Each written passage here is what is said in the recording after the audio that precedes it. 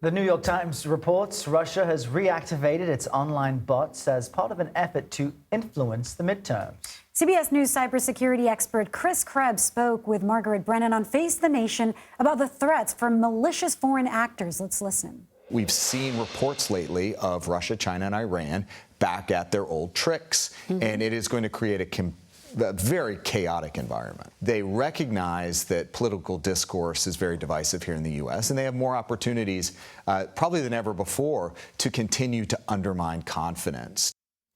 Let's bring in Morgan Wright. He's the Chief Security Advisor at SentinelOne and former Senior Advisor at the U.S. State Department's Antiterrorism Assistance Program. Thank you for joining us. What are the main activities of a foreign actor like, say, Russia trying to influence the election? How does this roll out? You know what it is, Vladimir Putin, obviously an adversary. It's disruption. What they want to do is they want to disrupt our political process. They want to create distrust in the outcomes. They want to create, political divisions. In 2016, the Internet Research Agency, which is a proxy of Russia, they found their wedge issues to be able to divide people, create discontent, which actually caused a lot of problems.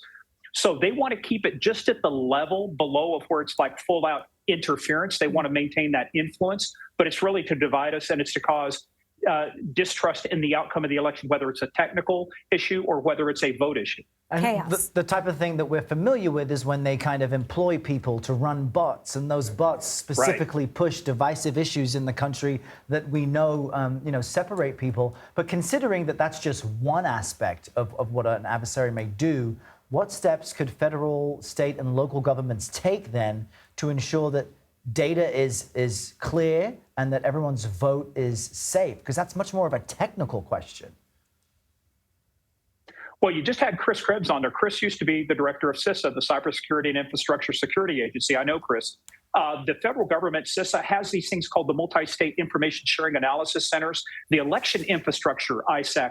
These are free resources to the state. Almost every Secretary of State, I think every one of them, a lot of the counties and cities, they are all collaborating together to share threat information to do that, exactly protect that data. Now, the issue is you've got 50 states, 3,200 counties, 19,000 cities. Everybody's kind of got a different approach.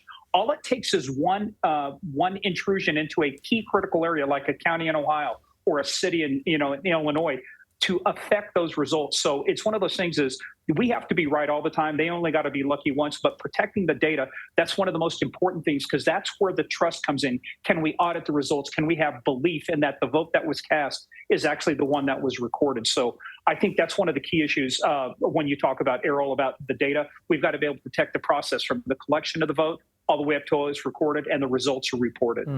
Now, I want to go back to something that Errol kind of, mentioned, which is the bots, the social media.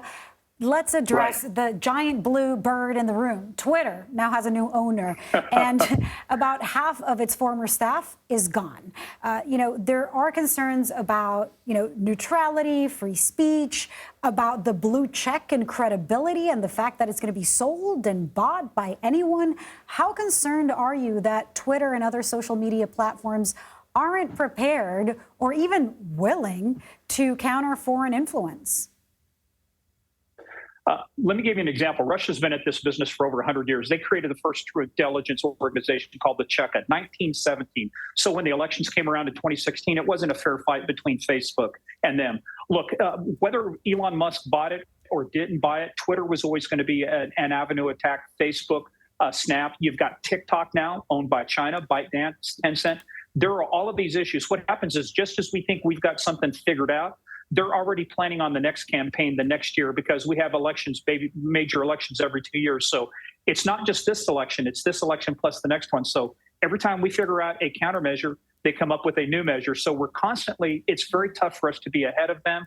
We're always constantly catching up. And that's one of the issues with the social media platforms. They're always behind no matter what you do. They will always be behind because our adversary thinks differently about the problem than we do, and they've got the ability to take initiative quicker, faster than we have in the ability to respond. Yeah, but it's good that you've reminded us that there are methods in place, systems in place to protect against any misinformation on the data side, the vote tallying side. And folks should remember, it may take time to get the actual results in, but democracy is working, folks are being diligent, and to just remain patient in the meantime. Morgan Wright, On the social media part, I think it's also really important, and 60 Minutes touched on it this week. That what you see is, has been hyped up by the algorithm to show you the most extreme. I think that is such an important thing to be aware of, understand how it works.